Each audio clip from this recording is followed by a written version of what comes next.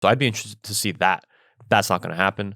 Well, since we're on the subject of our, of what we'd like to see and what we wouldn't like to see, and what could and could not be, I want to see Kamaru Usman and Colby Covington. Oh hell yeah, we both want to. Coming off that fight with Burns, Usman has basically been ducking Colby, man, and it's very interesting because he immediately called out Masvidal. Yeah, I don't think you should fight Masvidal. I think you should have a rematch with Colby, dude, because that fight was ridiculous, and I think Colby could have taken it potentially. There's nobody else that's given Usman that hard of a Had fight. that fight gone decision, I think maybe it would have honestly been a split decision. I have no idea. Colby keeps saying had that fight gone to decision, I would have won. I'm a big Colby fan. I think you're a big Colby fan too. I don't know if that would have been the case because, again, to go back to the Yana and the Vieira fight, you don't know what the hell the judges are going to do. But that was, absolutely phenomenal fight. And before the Burns fight, Usman admitted, he's like, Colby was my greatest challenge. He's brought the most out of me than any opponent has. And then he follows that up with Jorge Masvidal, where are you at? Yeah, no, it doesn't make any sense, man. It makes no sense at all. Well, it does make sense to me because he's ducking him. Yeah. Well, yeah, no, exactly. Dude, Dana, I would love to get in his head for a little bit just to know, like, what goes on there. Like, I'm sure money is the number one contributing factor to this, but at the same time, rematching Usman and Colby it's a gold mine. That's the thing is, both fights. Pot of gold at the end of the rainbow. I think both fights will probably sell because Masvidal also does this well, which is what Colby does. Masvidal stirs the pot and pisses people off, so that's why Usman called him out.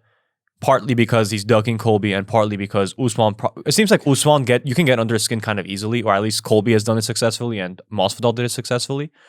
Okay, so looking at this right now, so I'm on the UFC ranking site. So Usman's the champion. Colby is back to the number 1 status since Burns lost. Burns is a number 2 guy. So let's immediately eliminate a Burns-Usman rematch. That makes no sense right now. Makes no sense right now. And then after that, you have Leon Edwards. Leon Edwards last fought, I think, in 1947. This guy hasn't fought in a while. So Leon's already booked. He's fighting on March 13th. Yep. He's fighting Bilal Muhammad. Masvidal is ranked 4. I don't know why. I had talked with James Lynch on my other pod like a few months ago, and when he looked at the rankings, like, why the hell is he ranked number 4? I don't know either. So again, Masvidal should not be fighting him at this point, but if he is, there's that.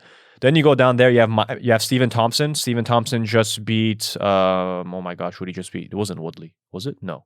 He beat, oh my goodness, who did he beat? I mean, just talking about Masvidal, his last fight was November 2nd, Oh, Jeff Neal, 2019. sorry, that's what he beat.